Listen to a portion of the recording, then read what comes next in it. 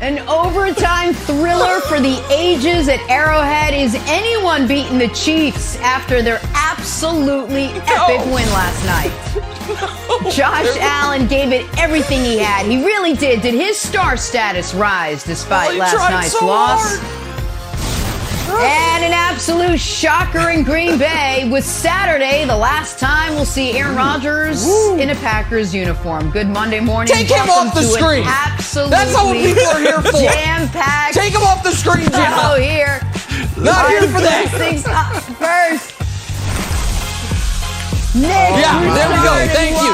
And good morning, They Nick know who Wright. they are. Here we go. Arrowhead is where we start with an epic battle between Patrick Mahomes and Josh Allen. Both practically flawless last night. Here we go. Josh Allen found Gabriel Davis for the go-ahead score with 13 seconds left to put Buffalo up 3. But 13 seconds, still enough time for Mahomes. Found Travis Kelce there, and that sets up this. Harrison Butker's 49-yarder. It is good, and we're on to overtime, where this time the Chiefs won the toss. Drove right down and did that. A back shoulder beauty from Mahomes to Kelce in the corner of the end zone. Chiefs win 42-36. Nick, I got to tell you, I got more texts from friends and family about how happy you must be, as if I would have been the first person you called last night. I can't believe I wasn't. Yeah. I told them to tune in right this second. So what was your reaction to the way everything unfolded last night, Nick Wright?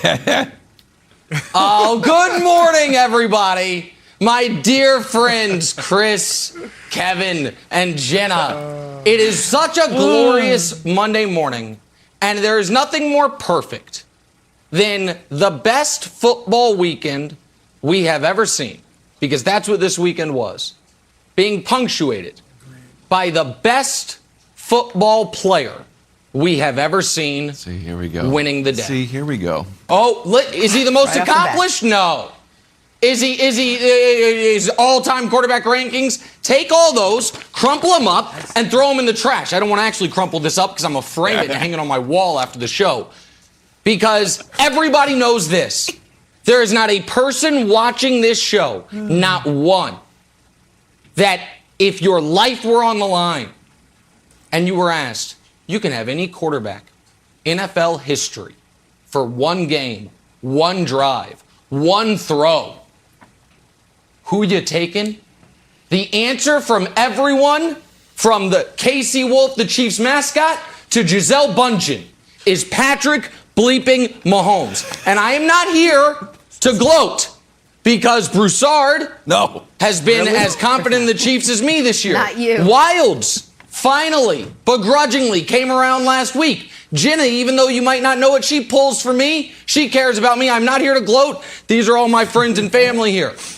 However, folks on other shows, folks on other platforms, folks who write their fancy rankings on their algorithms and the websites of the world, to all of you, either apologies or resignations for your Mahomes takes. Those are the options. Yikes. You either have to leave the field, or you have to come on television or on YouTube or on your website and say, I was very, very stupid. I was very, very wrong. Because that guy is here and everybody else is fighting for second place. Broussard, this is LeBron in his prime. There are no best player alive arguments. And as an added take, one other thing I never want to hear again. Oh, Aaron Rodgers, the best thrower of the football I've ever seen. Aaron Rodgers, the most talented quarterback. Mahomes could quit football today to go be a sneakerhead for the employee discount, and has done more in this league than Aaron Rodgers could ever dream of. 13 seconds, way too much time. That's the story. Best football weekend was won by the best football player. What a day. What a day. I'm literally floating. I'm floating right now. Well, look, Nick, I'm glad you gave me my props, because I've been with the Chiefs all year, as have you. But people forget that, because I pale in comparison to you when it comes to the Chiefs and my enthusiasm. But I want to address what you said, because a lot of people are obviously going to just blow off, oh, Mahomes the best player ever. Not just the best player right now. You said the best player ever. And it's premature, okay? However, people were saying, and you said LeBron, I'm going to go one better, Michael Jordan.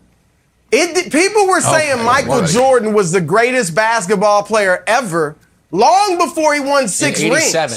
Right, in 1994, when they built that statue in front of United Center, it says the best there ever was, the best there ever will be. That was after 3 rings.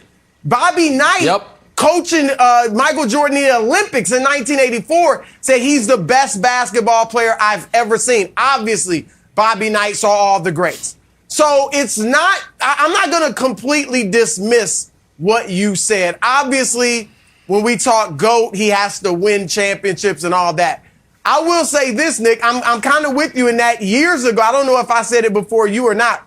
I said he's Jordan-esque. 3 or 4 years ago, I said this dude is Jordan-esque, and I said he's got GOAT potential on this show, filling in as a host years ago. So I'm not mad at you for that. And I'll compare him. Why do you think he got the job? In that, I remember that moment, Broussard. I was like, he's our guy. He's our guy. Go ahead, sorry, as you were. Well, no, I hear you. Think about who you would put in that argument, at least in modern football. Now, I will say this, Nick. I think a lot of people, if you said, give me one last drive, I got 13 seconds left, give me one quarterback, a lot of people would say Tom Brady. So if you say Tom Brady or Joe Montana, oh, yeah, I do. Say Tom Brady or Joe Montana, what Mahomes has over them is the athleticism. And obviously, because of the era, his numbers will crush theirs. Then you go to Peyton Manning, Aaron Rodgers, Dan Marino. Well, Mahomes has been, you said it, he's already shown he is more clutch and shows up in the big moments in ways that, quite honestly, none of those three have. But before going into his last year at 38 years old, Peyton Manning was 11-13 in the playoffs with 1 Super Bowl. He won it his last year when he was a shell of himself, but there's that. Aaron Rodgers, 7-9 in the playoffs since he won the Super Bowl 11 years ago. And Dan Marino was 8-10 in the playoffs. All right, Patrick Mahomes is 7-2 and not a bad game yet. And so, Wilds, I don't think, Nick, I'm not going to co-sign it, but I'm not going to condemn it because it's a little early, but I'm not crushing him for what he said about Mahomes. Yeah, I'm not going to condemn it because today is basically Nick's birthday, and I'm going to give him all his flowers and a big piece of cake and let him do his thing. And I'm going to be on your side with just a little twist, bad coaching is the accomplice of every great comeback. And Sean McDermott, you are also responsible for Nick Wright's rant here. If Patrick Mahomes robbed the bank, Sean McDermott's in the getaway car. Like, come on, Patrick, we can do this together. Looking like Ryan Gosling in Drive. Sean McDermott, what are you doing? What are you doing? It's not just the last 13 seconds where you should have had a squib kick. This is the last minute 39, Nick. 5 plays, 119 yards, 4 first downs, resulting in 10 points. And then you decide to kick this one into the end zone. What are you doing? And Nick, here's my favorite part of this. This is my favorite part. And Josh Allen had a nice quote that he did the right thing. But Bills Mafia, you guys got to get over yourself. Did you see your old buddy Kevin Wildes, after you scored 7 consecutive touchdowns, come on TV and say, you know what needs to happen, Nick? Change the rules. Change the rules of football as we know it. No. And now, not fair. Josh Allen needs the ball. Guys, you had your chance. Can we show the Ben Volin tweet? Can we just show the tweet here? Yeah. The Chiefs tried to change the rules for you. The Chiefs' proposal to change overtime rules has officially died this morning. This is 2019. Bills didn't vote for it. So you know what? You had your chance to stop the Chiefs. You had your chance to have a squib kick. You had your chance 2 years ago to change the rules. You didn't do it. So congratulations, Nick. I am throwing away all of the idea of changing the rules. I'm giving you and Patrick Mahomes your flowers.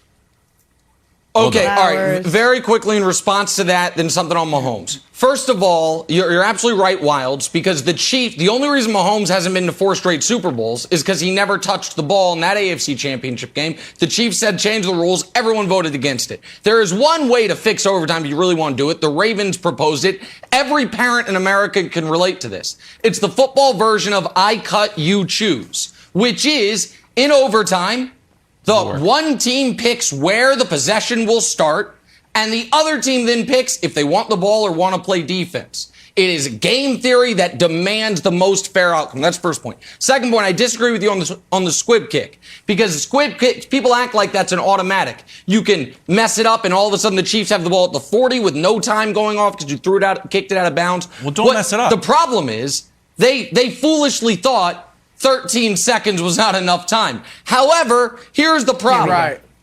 It's always enough time. Mahomes always has enough time. Just quickly, since he's been in the playoffs, the one loss before the Super Bowl, Brady left him 39 seconds.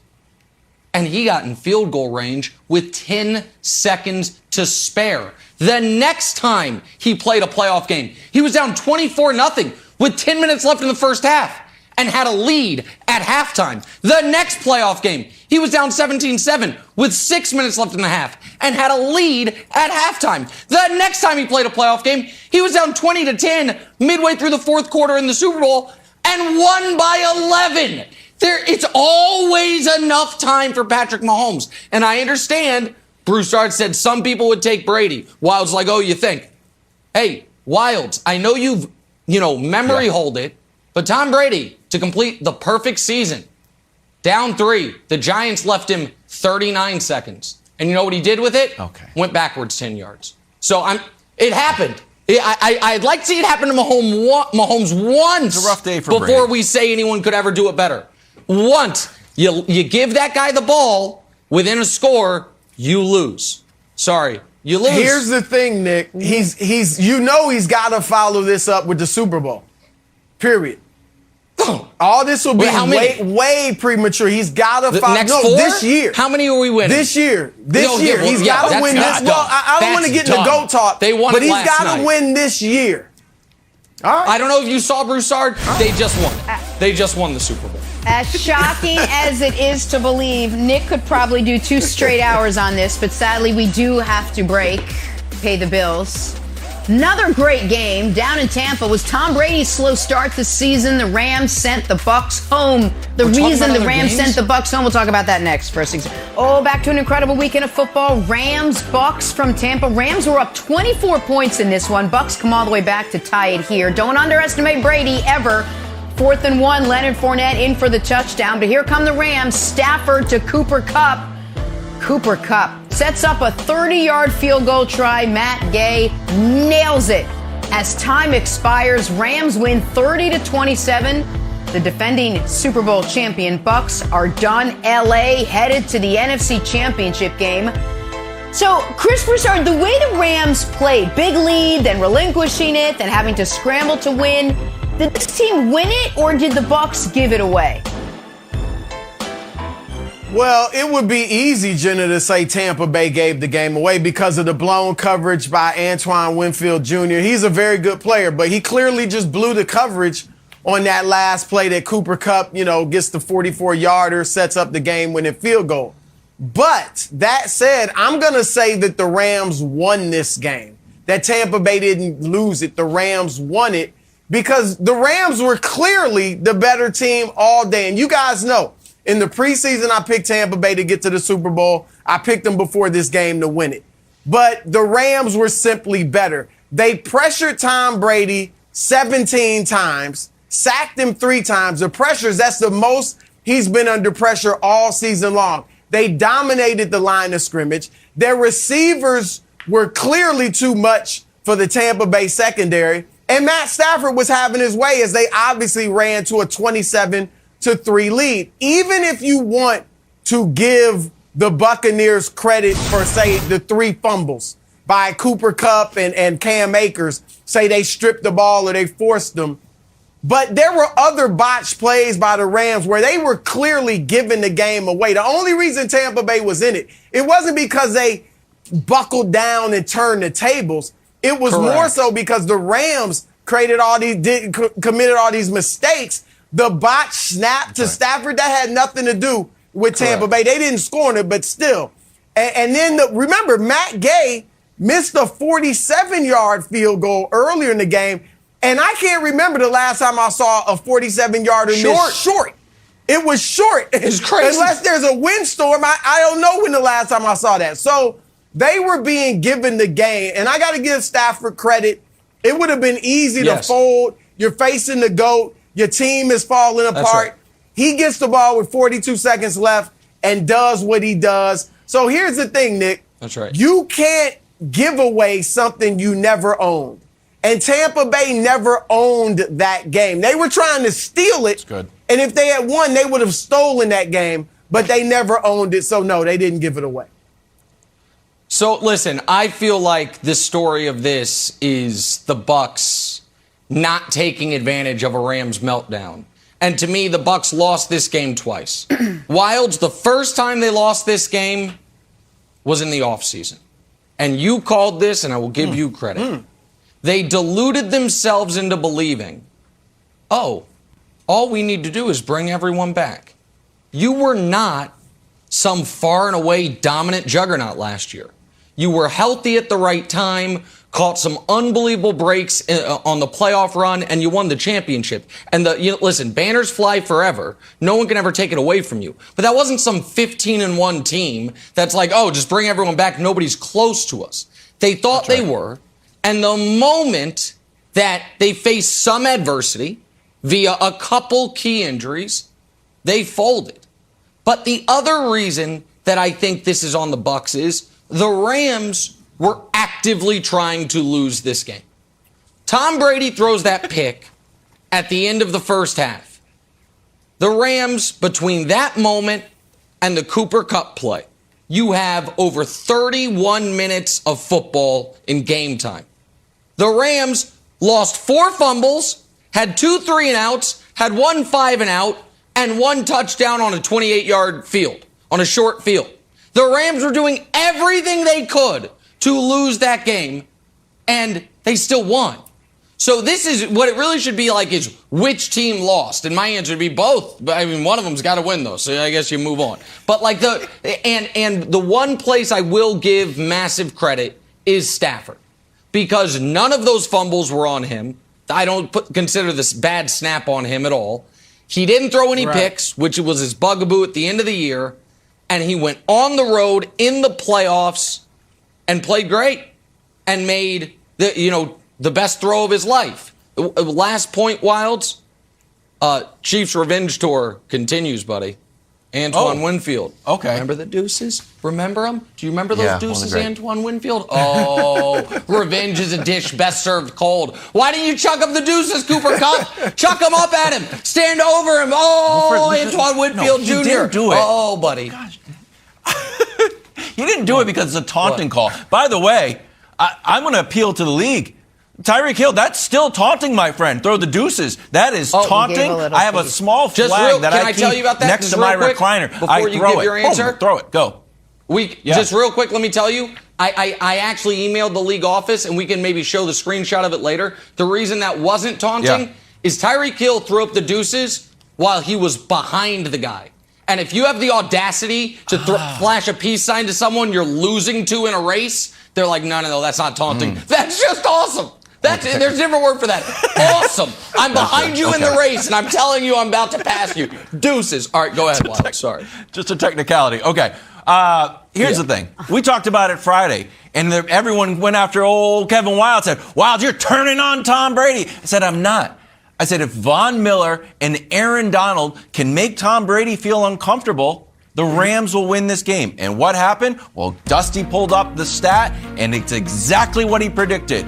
9 tackles combined, 2 sacks, 16 pressures. That moves Tom Brady's record when he is sacked 3 or more times, to 4-7.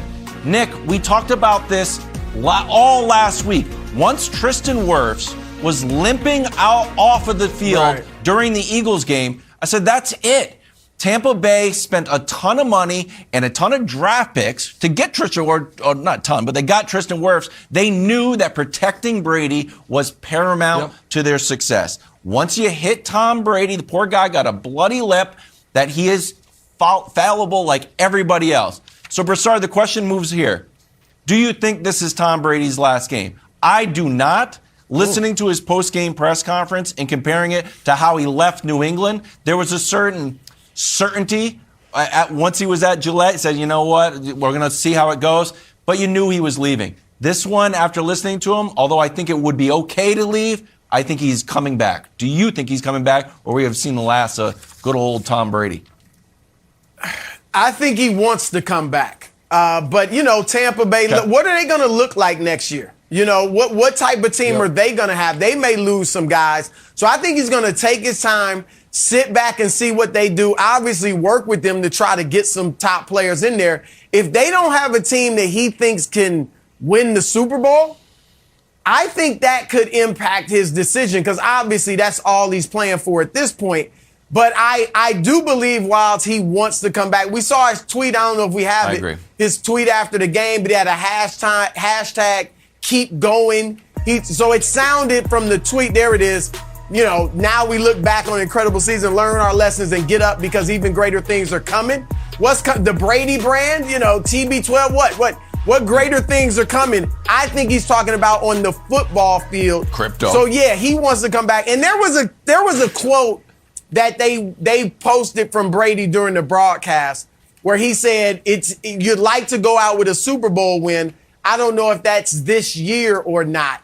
I think by that, I don't think he meant, I'm not sure we can win it this year.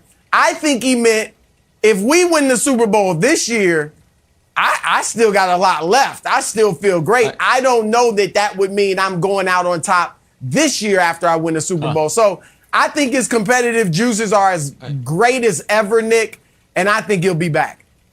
Or he wants to be back. I have no idea if he's coming back or not. What I will say is this.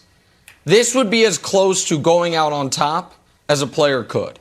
He goes to Tampa, wins the Super Bowl. The next year, he's going to finish second in MVP, leads the league in everything. And the last two times he touched the football in a playoff game, he threw a perfect 50-yard strike, and then they scored a touchdown on the next drive. And I don't know how much it matters to him, and none of us can see this happening, but there's got to be a nagging thing in the back of his head, Jenna, saying, I saw Big Ben's last 2 years. I saw Peyton's last year, even though it ended in a Super Bowl, he was 9 touchdowns, 17 picks. If he were to retire, we would have no memories at all, Jenna, of him being bad. Aside from, if you remember the opening game of the season like 6 years ago, the Chiefs beat him by like 40. But aside from that, remember that? That was Alex Smith. Brady's nowhere near where Roethlisberger. It can hit you quick. All right. It can hit you quick, though. That would be pretty quick to go from the season Brady had to the one Big Ben had. Speaking of Hall of Fame quarterbacks whose future is up in the air, to Green Bay we go. Niners took down the Packers. Was Saturday Aaron Rodgers' last game with Green Bay? We discussed that. First things first.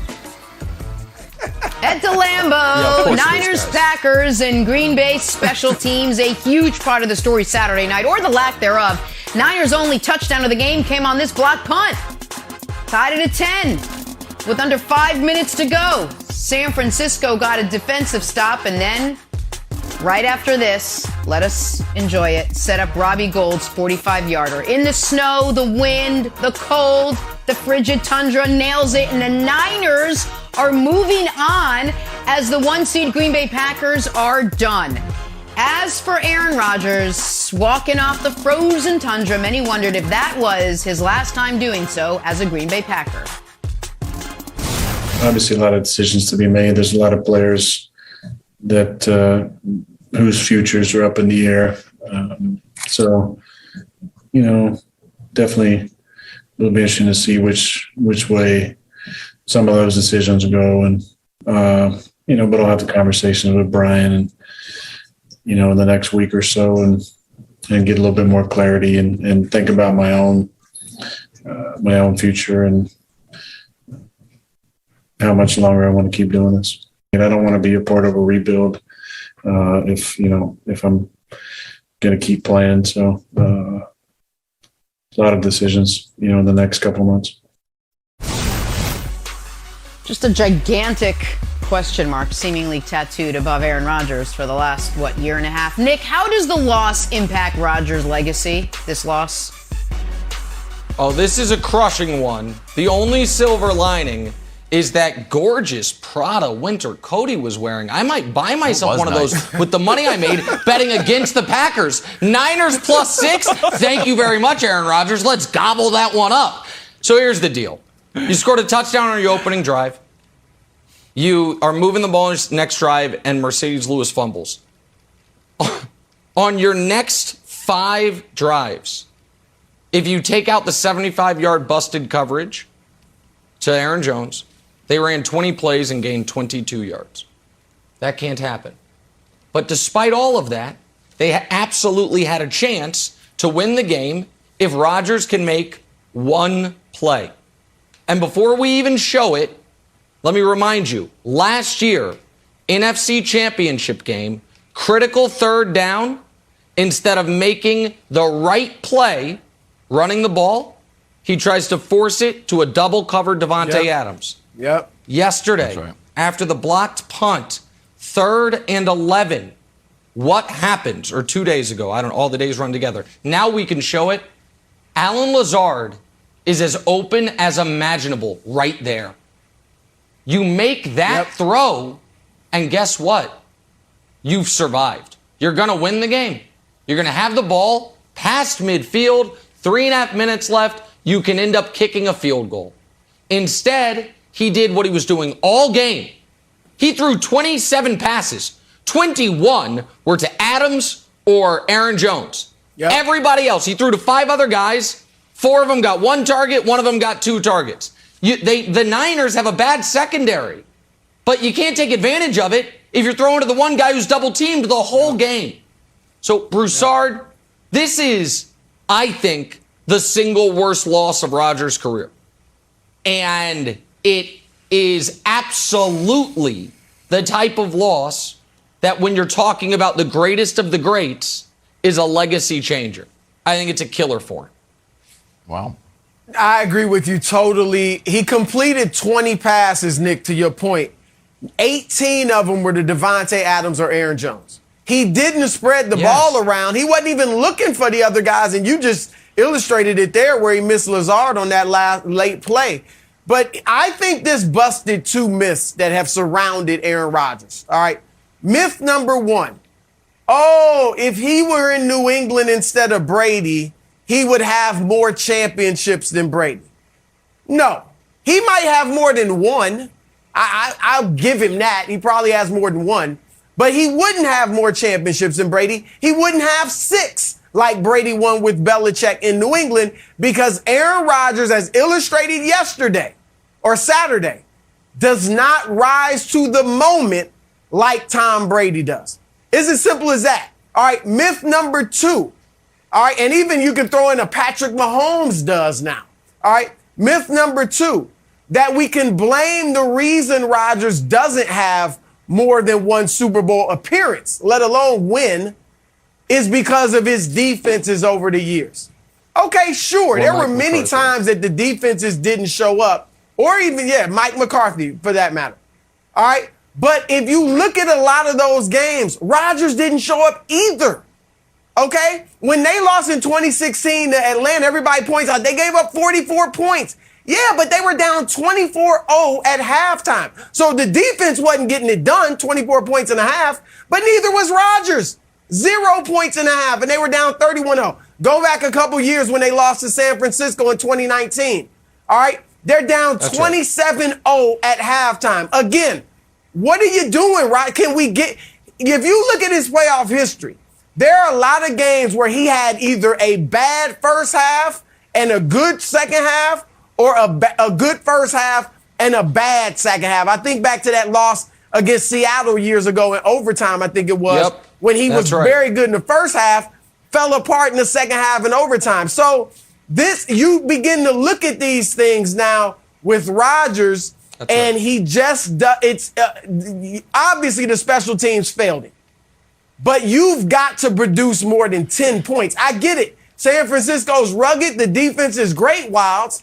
But 10 points, Dak Prescott got 17 points. Dak Prescott threw 1 touchdown. You didn't even do that. So this is on Aaron Rodgers. And Nick, you're right. When we look at legacies, look, to me right now, there's Brady and Montana on a level by themselves. Because what you do in the playoffs, we know that's what it's about. And when you couple that with great regular season success, that's what GOAT potential, that's what GOATs are made of. Then you got Manning ahead of Rodgers because Manning at least got to 4 Super Bowls, even though he only won 2. And so then you got Rodgers down there with Marino and guys like that. Last thing I'll say, Nick, you joked about a silver lining. There is a silver lining. What is he, 38 years old? When Peyton Manning was 38 years old, he had 1 Super Bowl ring.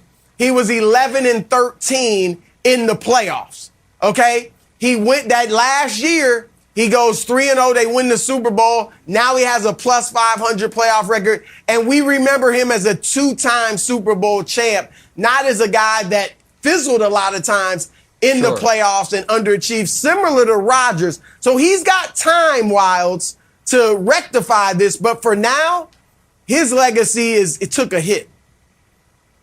Yeah, I agree with you, and I think he's got another chapter.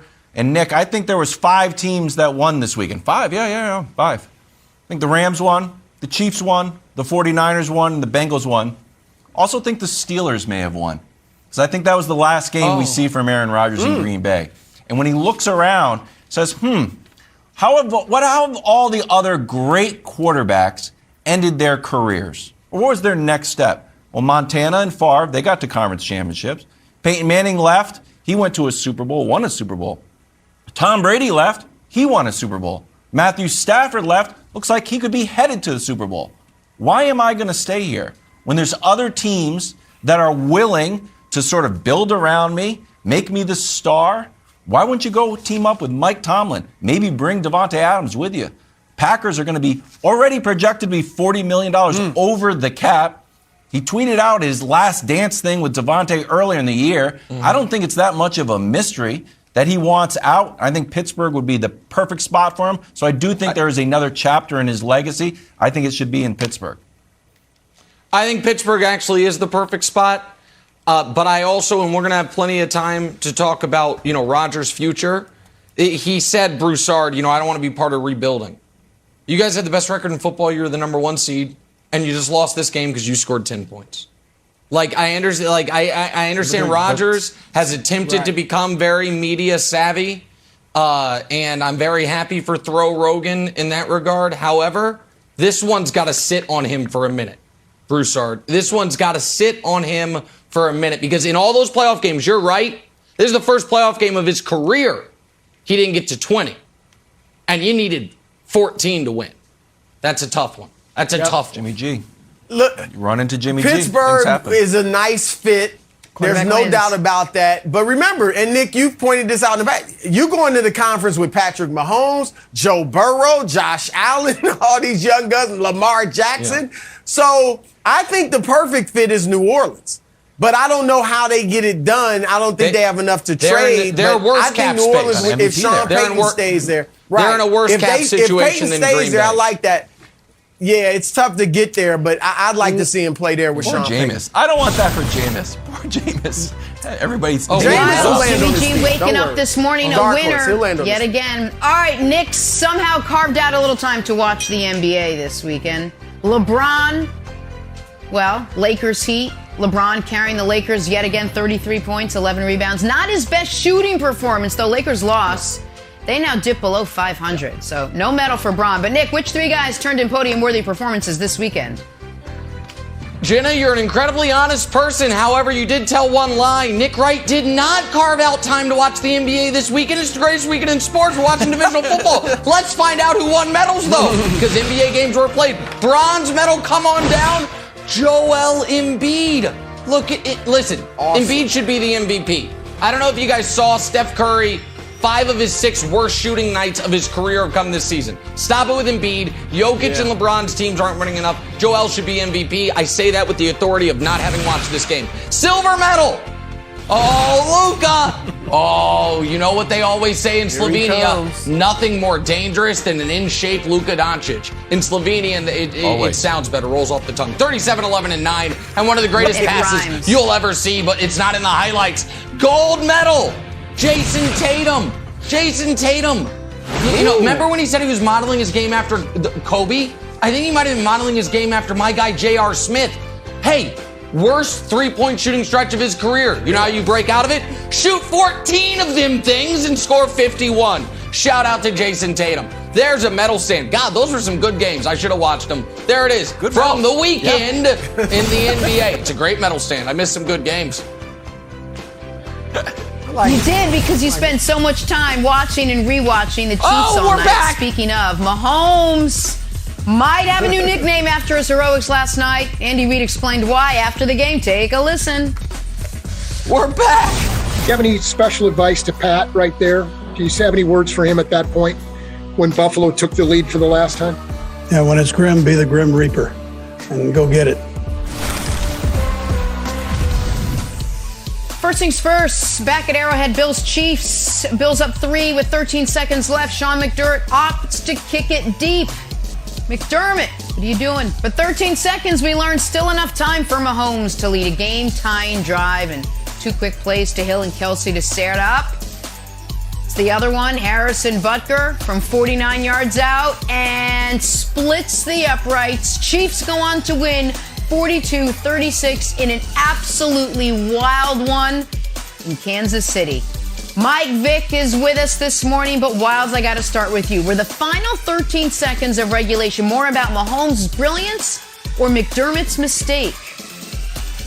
Look, McDermott is an accomplice to Mahomes' brilliance, and he doesn't want to be. And look, how dare you? Jim Nantz, Mike, is an outstanding broadcaster. He's not an NFL head coach. And when he is like, you know what? Oh, just squib kicking here, Tony's like, yeah, we got to take some time off the clock. Nope. McDermott kicks it into the end zone. I thought it was the worst decision that deserves 10 times the criticism that Dak Prescott got. When Dak Prescott didn't manage the clock at the end of the game, we blamed Dak, we blamed the coaches, we blamed the refs, we blamed everybody. And guess what? The Cowboys weren't winning that game. Sean McDermott's decision to punt it into the end zone and give Mahomes time, that cost them their chance to have the first AFC Championship game since 1993.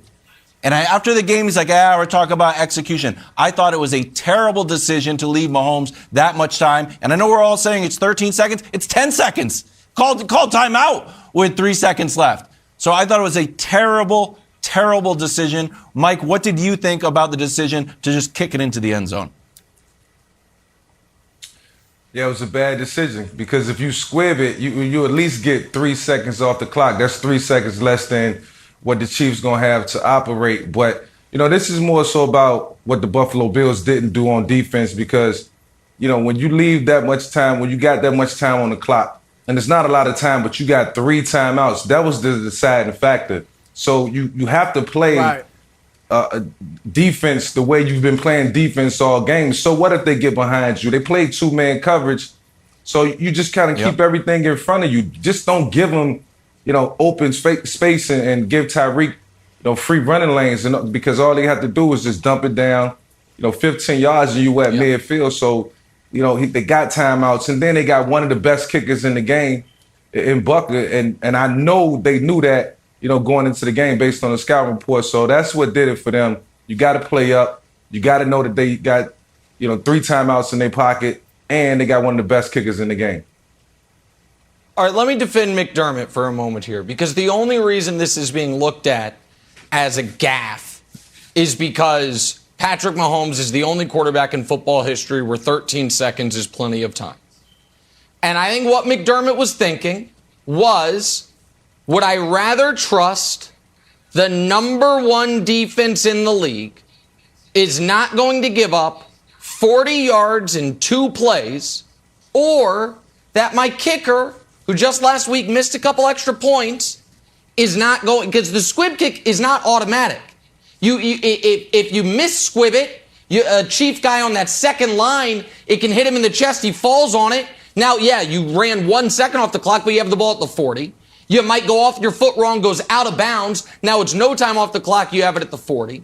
If we really want to get on McDermott, Broussard, Chip Kelly did this once. I've seen the Ravens do it. No one does it.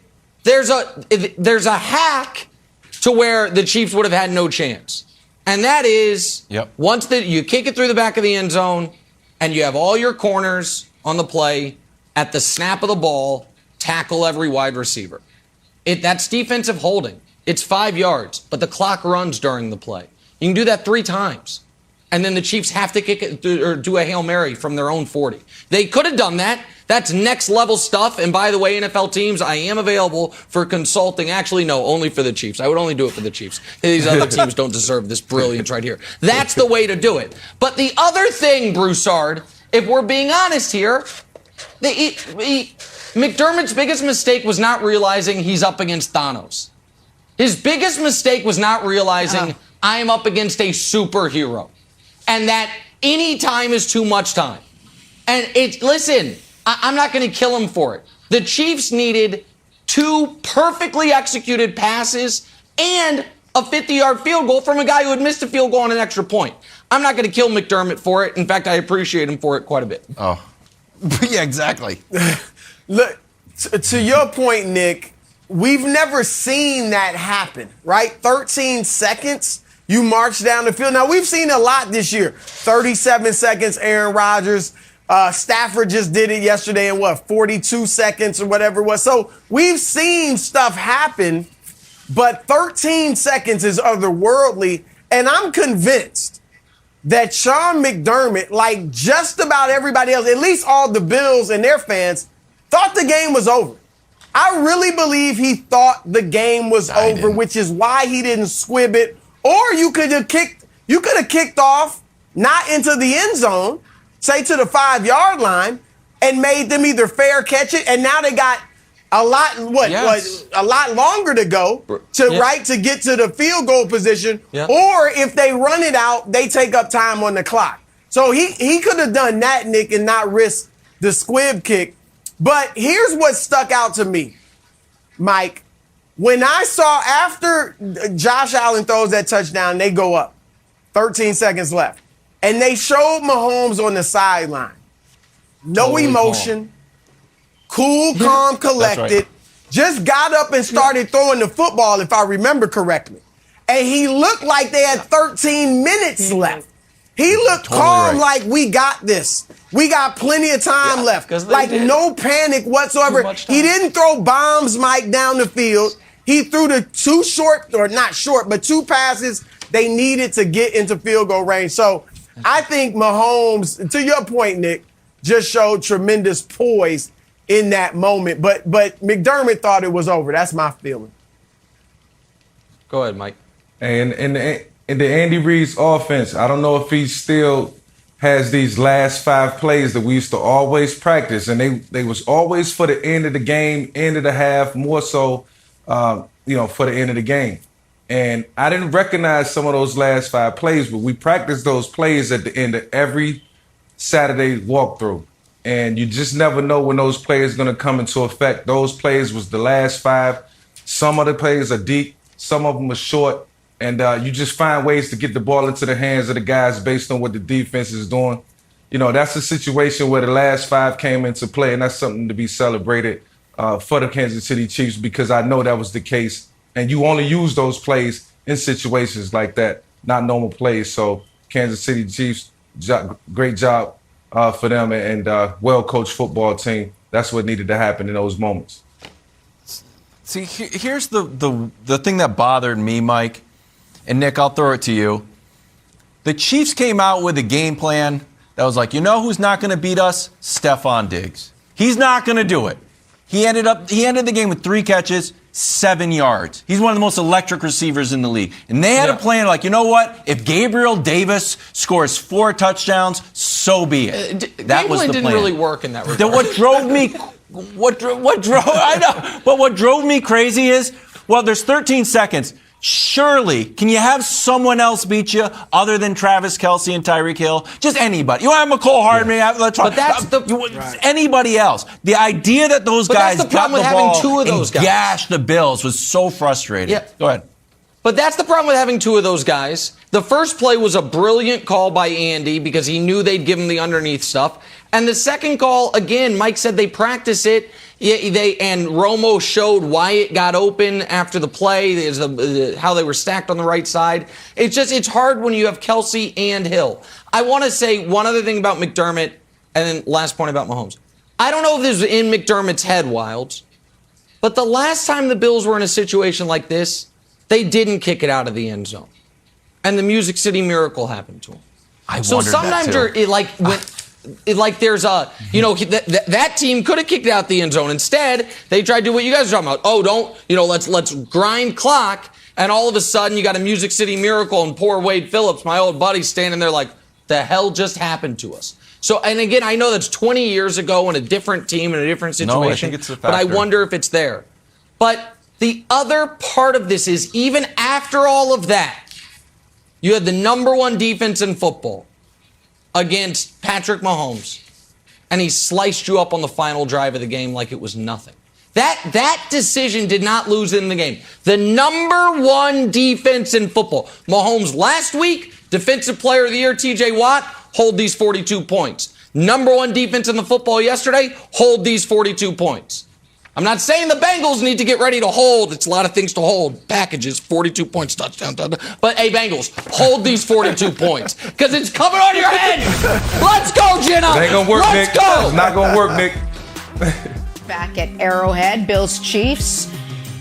And Josh Allen did everything in his power to prevent a second straight season-ending loss at Arrowhead. Almost everything.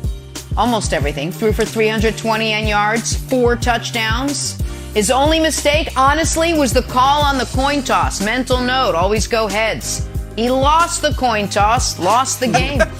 We got Mike Vick back with us now. Mike, what did Josh Allen prove in this loss last night? Well, Jenna, he just proved he's worth every penny. And, if you're the Buffalo Bills, you got to be ecstatic about the game yesterday because that's why you pay guys like Josh Allen. That's why you pay him the big bucks. You want him to perform during the regular season and play well, but it's all about the postseason play. And he will be back in the postseason. I do have a Super Bowl in Josh Allen's future. I just don't know when it will happen. We don't know.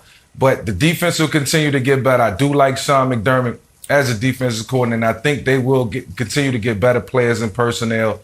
And then if they continue to build a strong run game behind Josh Allen, that's what it's going to take to get him next level. But as far as his performance yesterday, his performance throughout the season with the ups and downs, he proved he's worth every penny that the Buffalo Bills are paying him. And they're doing it right. They understand the personnel that needs to go around them, and they understand what they can get out of him as the ultimate dual threat. So I look forward to watching this guy for the next 8 to 10 years, and, he will win a Super Bowl one day. I will say that. All right, Mike, Brew, Jenna, Wilds. I've got a major announcement here. Wow. No more Josh Allen.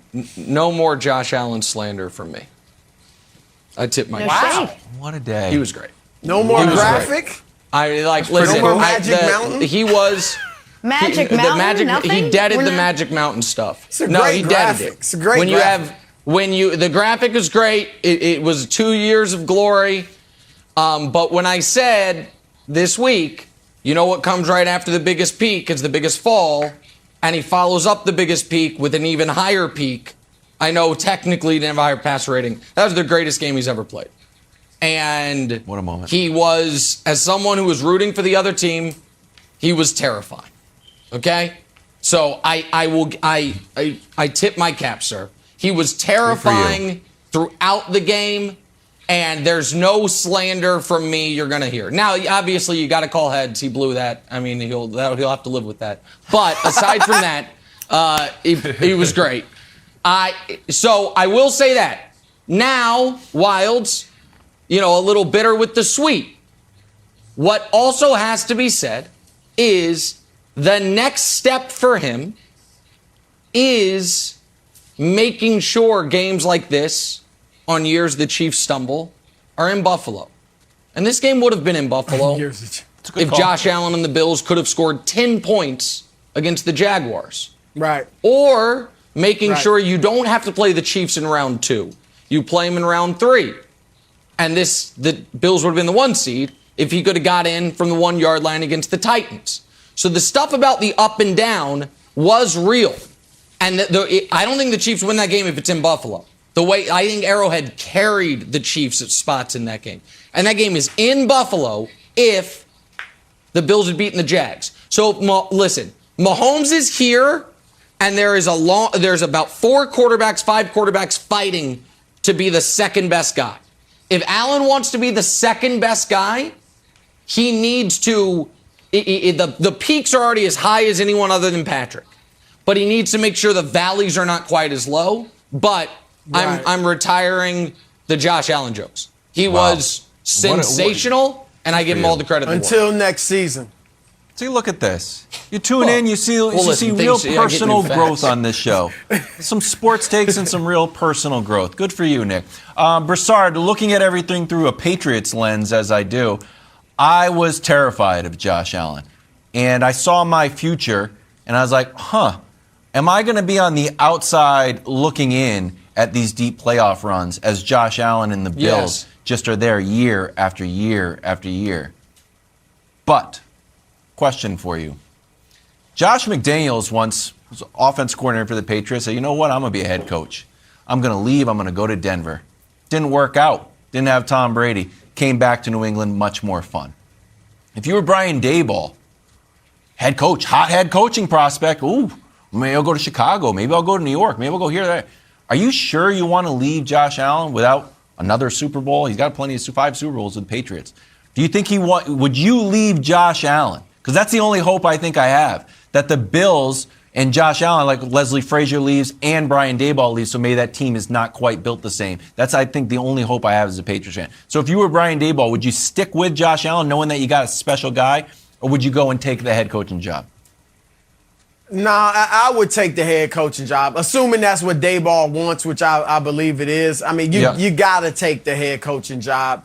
You mentioned Denver. That's a much better one than Chicago you mentioned. That's a much better one. You got Justin Fields. Maybe you can, turn him into something special. New York obviously doesn't have that. Maybe they'll be able to trade for a quarterback. Or next year, if they stick with Daniel Jones 1 year, next year you got a great draft with C.J. Stroud and Bryce Young and all those guys. Sure. So I would move on if I'm Daboll.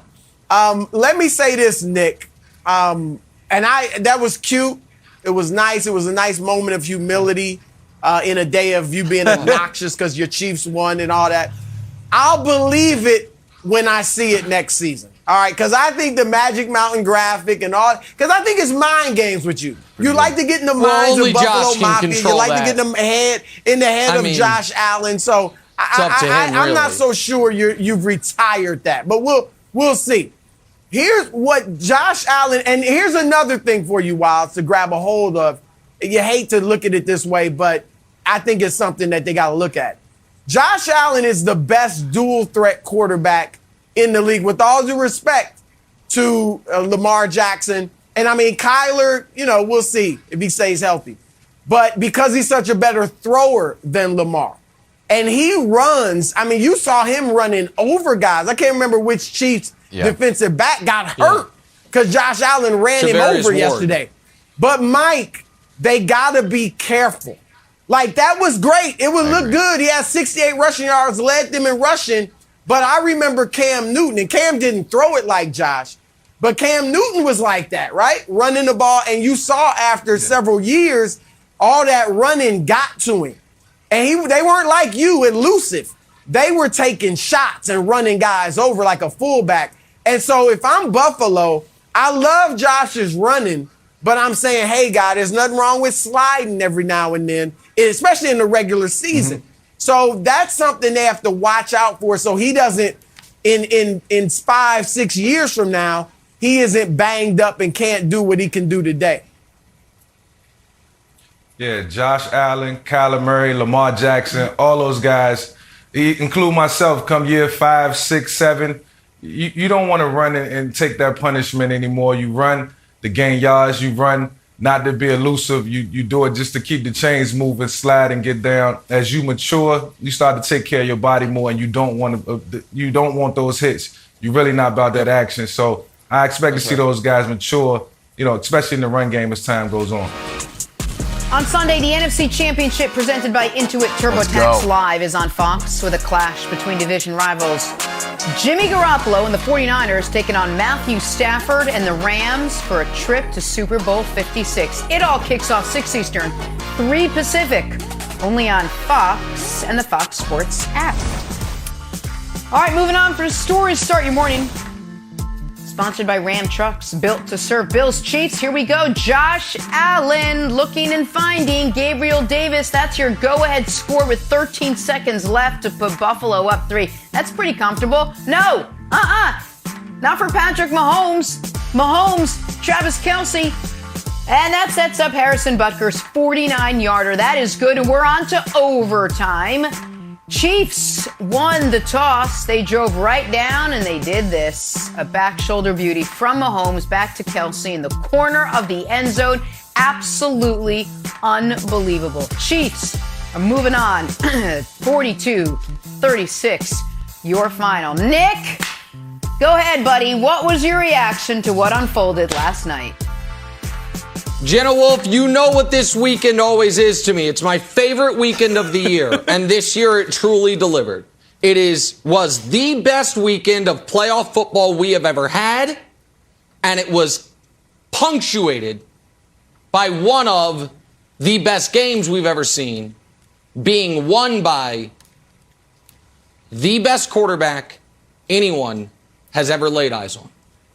From time immemorial to right now, no one has ever played the position better.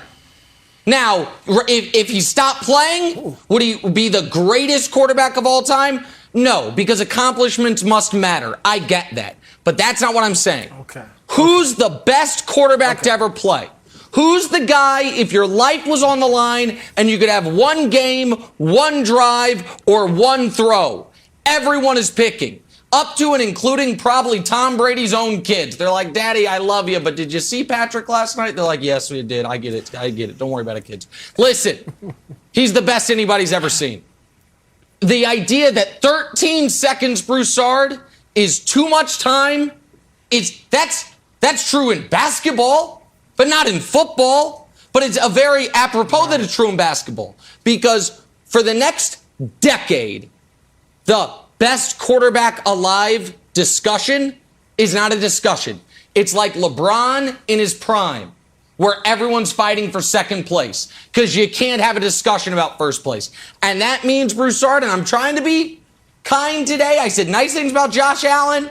I tried to be, very gracious. There were a lot of people yesterday checking on my well-being via social media. I was touched by that. Everyone's saying, check on Nick Wright, check on Nick Wright. I'm like, look at all my friends. It's like having a life alert without paying for the subscription. It was wonderful. With that said, I want apologies or resignations by 5 p.m. today for about 30% of the national media. 5 p.m. today. 5 p.m. You either go on your podcast or go on your ranking website or go on your television show and you look dead into the camera and say, I am very sorry for all the idiotic things I said about Patrick Mahomes, or go find a different line of work. Because this guy was called, is he one of the 3 best quarterbacks in the AFC? Is he the best quarterback in his own division? Is he the best quarterback in this game? Yeah, you know why I know? Because he's the best quarterback ever. So, those some bad takes. We're in the take business. Every once in a while that bill comes due. Luckily, no one on this show had those bad takes, so we're all safe. But resignations or apologies, send them to One Arrowhead Drive. CC me on them, please. All right. I'm going to come to your defense a little bit, Nick. You are being a prisoner of the moment. There's no question about that. Well, all right. But for those looking at Nick like, what? The GOAT? Obviously, you're not calling him the GOAT. And obviously that's going to depend on how many championships he can win going forward. But this is not unprecedented what Nick has said. People were calling Michael Jordan the best player ever long before he had 6 championships. They were doing it after he won 3. Go check that statue at the United Center. The best there ever was, the best there ever will be. It says that after 3 championships in 1994. Okay, Bobby Knight said 1984. So it's not totally unprecedented, Nick. And what I'll say about Patrick Mahomes is that I loved what told, because I've called him Jordan-esque too. All right, I said it 3 or 4 years ago. This dude is Jordan-esque. Let's see if he lives up to it. But that's his ability. I said he had GOAT potential. He absolutely does. And what I loved about him, and comparing him to a Michael Jordan, a Tom Brady, the GOATs right now. If you look at Mahomes with 13 seconds left, when Josh Allen threw that go-ahead touchdown, this image will stick in my brain. Patrick Mahomes had no emotion. He looks like he had 13 minutes left. What he did was get off the bench and go start throwing the football. Like, I got this. And that is important. A lot of guys would have panicked. A lot of guys would have thrown bombs down the field. And he went out there and obviously orchestrated a terrific drive. So I'm with you, Nick, in that he's got the potential to be the GOAT. He's obviously got to live it out. And here's the thing, not live it out over the next 12 years. Yeah, of course. Nick, he got to live it out over the next 12 days and the next month or 2-3 weeks, whatever it is. Stop it. He's, because you hit on it and you went after the media and they were wrong for putting, I got Joe Burrow. Next 5 years, give me Joe Burrow over Pat Mahomes.